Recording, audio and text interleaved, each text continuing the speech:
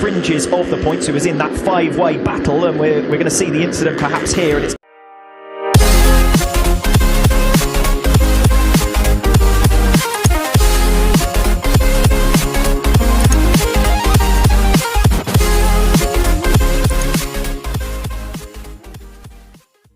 going to be two riders involved. That's a straightforward situation of took time on, who has gone down and collected Turaki Buapa, I think that is, who was alongside him, and he has now remounted to continue on in the race, but clearly out of contention when you're in a pack race like that one. And that group has now become a 6-rider group instead of the 8 or so who were all involved. Yeah, it is starting to split up a little bit, and the reason for that is you've got to try and make those attacks, and you can see there for both of those riders on the run down into 10 for Buapa. He's second part of the group. The riders have to push on because they're seeing it start to split out, and yeah, he just runs out onto the green paint, and there is that bit of a kick off the curve there for him. You can see there the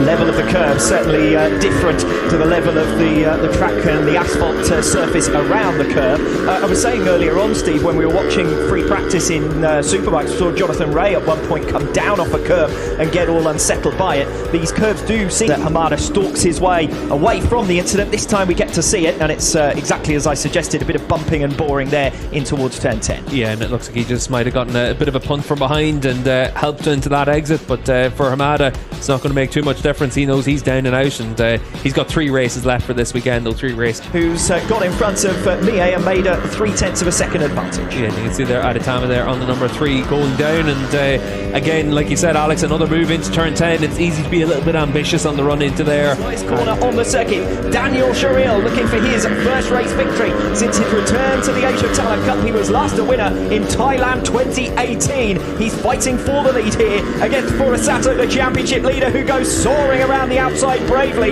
2 turns to go. 16 and now 17. They come through the left-hander, and it's Furusato who once again leads. It is Taiyo Furusato of Japan to make it 5 wins out of 5, and the inaugural race victory at the Mandalika International Circuit goes to Taiyo Furusato. The first time this season that he's been off pole position. That move to be that cool and calm after being stuffed down the inside through the fast corners in the middle of the lap, that really does show that he's able to keep a cool head, and that's what you want to see in the Asia Talent Cup from these riders. This is one of the big talent pools that's available to the Grand Prix paddock and to the Superbike World Championship as well, and certainly on their road to MotoGP he's been able to show just how good he can be.